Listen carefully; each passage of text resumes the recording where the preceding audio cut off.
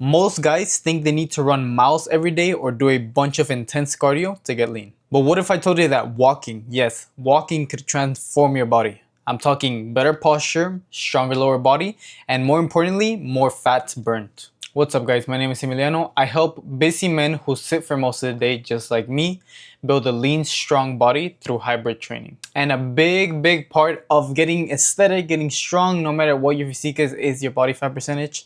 And forever, or at least for the past year or so, where I've been coaching clients, helping other people, including my friends, my family members, in order to lose fat. Our go-to method to losing fat has been incline walking. Yes, incline walking. Now, to be more specific, 15% incline minimum at a 2.5 to 3 miles per hour pace. This will burn literally double the amount of calories as just regular walking. That could be anywhere between 300 to 400 calories in about a 30-minute period, without the strain on your joints, without worrying about your knees, without worrying about messing up your recovery from a hard gym session. None of that. Now, I'm not here to exaggerate or bullshit any of you guys, right? I'm not saying that this will turn you into a superhuman or that you're gonna get extremely shredded, right? At the end of the day, what burns or what gets you shredded the most is going to be being in a calorie deficit. This is more adding extra fuel to the fire. However, who doesn't want to get extra shredded, burn an extra pound of fat per week without having to do much work? But yeah, another thing that incline walking is very good for, it can help strengthen your legs. It's not gonna get you big, knee, meaty hamstrings, of course your quads, calves, all of that, but it can definitely strengthen them. But more importantly, your posture, because you're at an incline, you're kind of forcing your body to kind of lean back a little bit, because of course then you'll fall forward or you'll be a little bit slanted.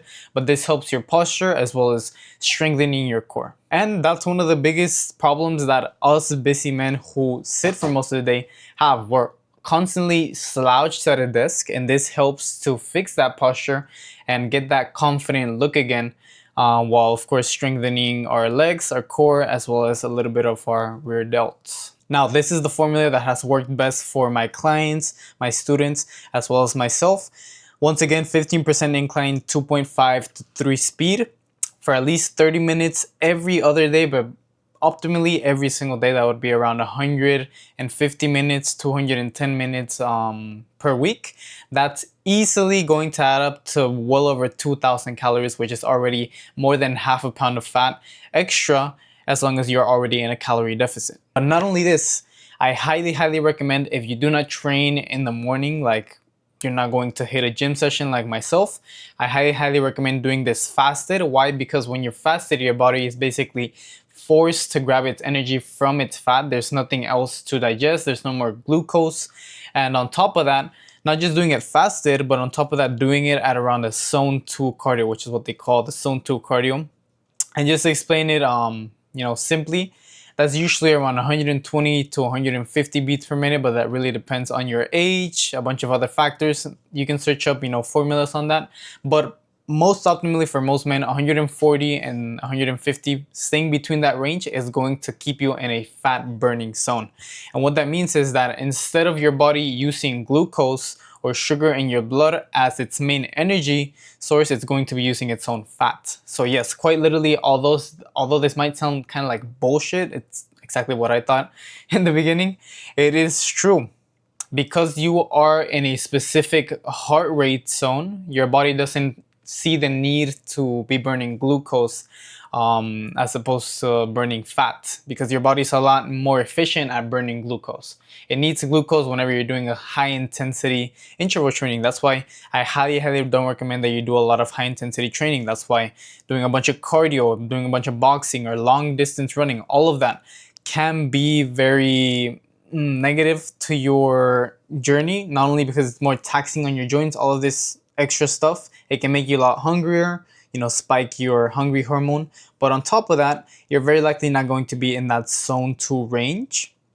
It's a lot easier to do it on the incline treadmill by not holding onto the handles and just going at it for 30 minutes. So incline walking changes your body because it is, more importantly than all of this, sustainable. It's not taxing, it's low investment, high reward, no taxing on your joints, your knees, your overall energy, your cardiovascular.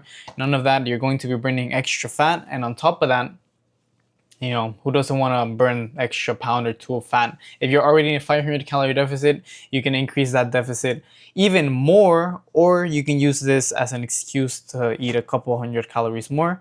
And who doesn't want to do that, right? So just do your incline walking at the end of each session. Do it in the beginning or do it in a separate session from your lifting session. That's probably going to be the most optimal. But if you absolutely have to do it on that same session, I would do it at the end of your lift. But anyways, guys, if you do want to combine incline walking as well as a good diet and workout plan, you can always apply to work with me below, book a free call. I'll see if I can help you out. And once again, thank you guys so much for watching, and I'll see you guys in the next one. Bye.